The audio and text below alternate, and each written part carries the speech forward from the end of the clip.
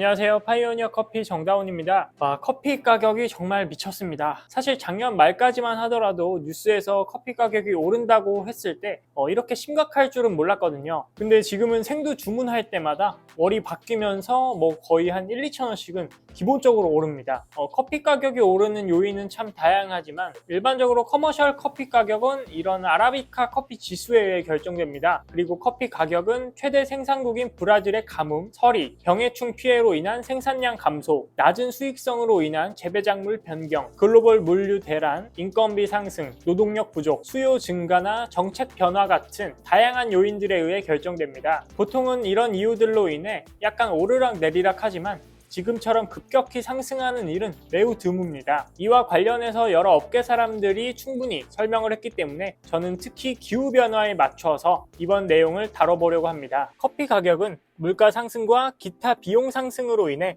전반적으로 우상향을 하면서 올라갔다가 내려갔다가 합니다. 지금처럼 급격한 상승이 있었던 경우가 한 번 있는데요. 바로 1977년 브라질의 커피 파동이라고 불리는 사건입니다. 1975년 당시 브라질의 커피 주산지였던 상파울루, 파라나, 미나스제라이스에 30년 만에 지독한 서리가 발생했습니다. 보통 서리 피해는 브라질 겨울에 발생하는데 안타깝게도 브라질의 겨울인 6월에서 8월은 주 수확 시기인 5월에서 8월로 겹칩니다. 주 수확 시기에 거의 80% 이상을 수확하기 때문에 서리로 인한 피해가 생산량에 아주 크게 타격을 줍니다. 75년 서리 발생 당시 74, 75년도 수확은 이미 마무리되었기에 생산량 감소는 75년과 76년에 반영되었습니다. 75년 서리 피해 당시 파라나 지역의 온도는 영하권에서 수시간 머물렀고 커피나무들은 모두 얼어 죽었습니다. 보통 브라질의 겨울은 18도에서 20도 정도로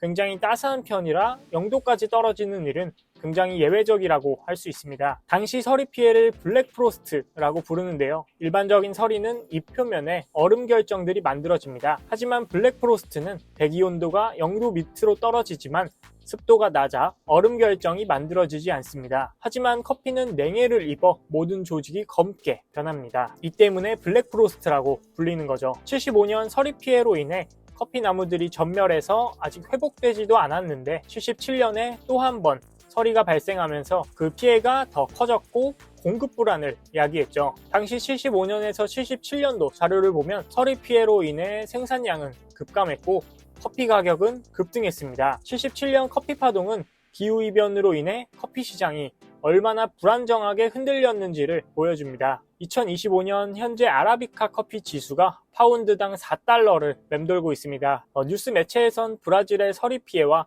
가뭄으로 인한 커피 생산량의 부정적 전망을 연일 보도하고 베트남은 더 높은 수익을 만들어주는 두리안으로 갈아엎고 있다고 하지만 실제 최근 브라질 아라비카 생산량을 보면 일반적인 생산량 변동 범위에 있습니다. 베트남 또한 생산량은 전혀 줄지 않았고 재배 면적도 68에서 70만 헥타르로 유지 중입니다. 즉 커피 가격 상승에는 다른 요인이 있다는 뜻인데요. 이 부분은 경제나 선물 시장 쪽을 조금 더 잘 아시는 분들이 설명해 주시길 바라겠습니다. 저는 다시 기후변화 관점에서 말씀드리겠습니다. 기후변화가 커피 산업에 위협적인 이유는 참 다양하지만 크게 두 가지라고 볼 수 있습니다. 첫 번째는 평균 기온 상승, 두 번째는 기상이변 증가입니다. 먼저 온도 상승 부분을 살펴보면 우리가 즐겨 마시는 아라비카 커피는 에티오피아 숲이 기원지입니다. 추정하기론 지금으로부터 약 60만 년 전에 아라비카가 탄생되었죠. 그렇게 지금까지 아라비카는 약간 서늘한 기후에 잘 적응해 왔습니다. 하지만 기후변화로 평균 기온이 점점 상승하고 있는데요. 사실 오랜 시간에 걸쳐 기온이 점진적으로 오른다면 큰 문제는 없을 수도 있습니다. 커피도 새로운 환경에 적응해 나갈 시간이 충분히 있기 때문이죠. 하지만 기온 상승의 속도가 야생 커피들이 환경에 맞춰 진화하는 것보다 너무 빠릅니다. 그래서 에티오피아의 야생종들 또한 기후변화에 민감하다고 할 수 있습니다. 에티오피아의 야생 커피 군락은 유전적 가치가 굉장히 높습니다. 1970년 에티오피아에 커피베리병이 발생했을 때 저항성이 있는 야생 커피나무 덕에 위기를 잘 넘길 수 있었죠. 기후변화로 야생 커피나무들이 사라진다면 새로운 품종 개발 또한 큰 어려움을 겪을 겁니다. 그럼 기후변화로 인해 앞으로 온도는 얼마나 오를까요? 다양한 시뮬레이션 결과가 있지만 지금과 같은 상황을 가정할 때 2050년쯤엔 약 1.5도에서 3도 정도로 예측되고 있습니다. 또 온도가 오르면 이상기후가 증가할 가능성도 덩달아 증가한 것으로 나왔습니다. 이 이상기후가 굉장히 무서운데요. 브라질의 서리도 사실 이상기후에 해당합니다. 브라질 겨울 최저온도가 15도 이상인데 0도 미만으로 떨어진다는 것은 극히 드문 일이기 때문이죠. 온도가 커피에 미치는 영향을 조금 더 자세히 살펴보겠습니다. 온도가 오르면 커피나무는 증산작용이 더 활발해지는데요. 증산작용은 식물 잎의 작은 기공을 통해 물이 빠져나가는 현상입니다. 그리고 잎뿐만 아니라 토양에서도 물이 더 빠르게 증발합니다. 그래서 재배할 때 물이 더 많이 필요할 거고 강우량마저 적다면 문제가 심각해질 수 있겠죠. 물이 너무 부족하면 커피는 물 손실을 줄이기 위해 기공을 닫습니다. 하지만 광합성에 꼭 필요한 이산화탄소 흡수 역시 줄어들기 때문에 결국 성장이 느려집니다. 또 커피는 꽃이 핀 후에 열매가 맺히는데 낮 기온이 33도였을 경우 23도와 18도에 비해 꽃눈이 거의 만들어지지 않았습니다. 결과적으로 이런 요인들 때문에 생산량이 감소합니다. 브라질에서 진행한 연구에 의하면 로부스타 커피의 생산량은 평균 대기온도 1도가 증가할 때마다 1헥타르당 약 300kg씩 감소했습니다. 강우량이 감소할 때도 마찬가지로 생산량이 감소했지만 온도의 증가는 강우량 감소보다 영향력이 더 컸습니다. 두 번째는 온도가 높을수록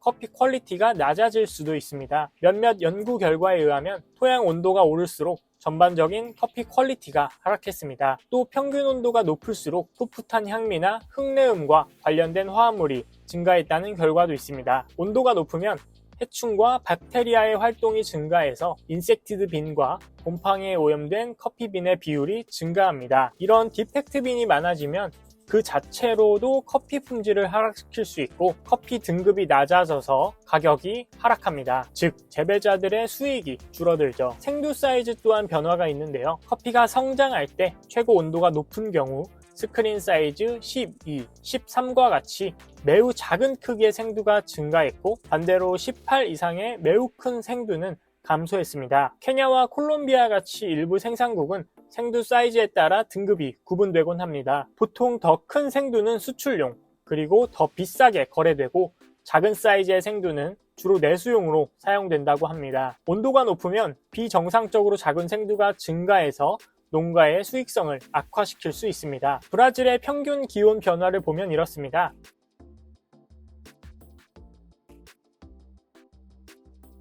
30년간 약 2에서 3도 정도 오른 것을 볼 수 있습니다. 특히 2000년대 이후로 기울기가 가파라지는 것을 볼 수 있습니다. 이러한 경향은 에티오피아도 비슷합니다. 1980년부터 2020년까지 에티오피아의 주 산지인 진마 지역 인근의 온도 변화를 보면 연평균 최고 온도는 약 1도, 최저 온도도 1도 정도 상승했습니다. 커피 재배지는 쉽게 옮길 수 없기 때문에 기후변화에 더 민감하게 반응할 수밖에 없습니다. 이번엔 조금 더 거시적인 관점에서 보겠습니다. 우리가 언론에서 접하는 커피 위기설은 기후변화 시뮬레이션 모델링을 통해 예측한 결과입니다. 온도, 강우량, 커피 성장, 생산량, 품질 등의 변수를 통해 적합한 커피 재배지가 어떻게 변하는지 시뮬레이션 해볼 수 있습니다. 예를 들어 지금 커피가 잘 자라고 있는 곳이 적합한 재배지입니다. 그리고 이곳에 환경 데이터와 커피나무 데이터를 수집하고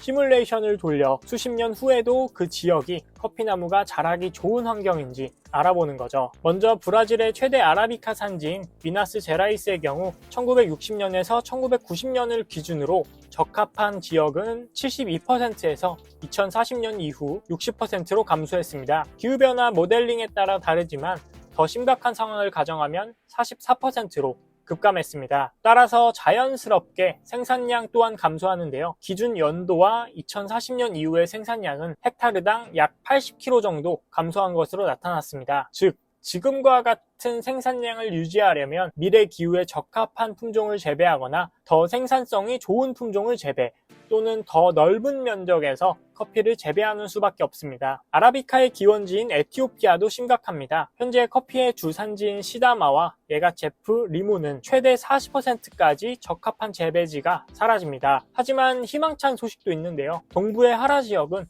오히려 적합한 재배지가 더 넓어졌습니다. 아마도 기존엔 너무 고지대라 커피 재배에 적합하지 않았지만 기온이 상승하면서 적합한 재배지로 바뀌었을 수도 있습니다. 문제는 새로운 지역이 적합한 재배지가 되었지만 기존 지역의 인프라와 삶의 터전을 버릴 수 없기 때문에 쉽게 지역을 옮기긴 어려울 겁니다. 오늘은 커피 가격을 위협하는 요인 중 기후변화에 초점을 맞춰서 다뤘습니다. 도대체 기후변화가 어떻길래 커피 지수가 이렇게 흔들리는지 궁금하셨다면 조금이나마 궁금증이 해소됐길 바랍니다. 오늘 아카데미 커피는 여기까지입니다. 감사합니다.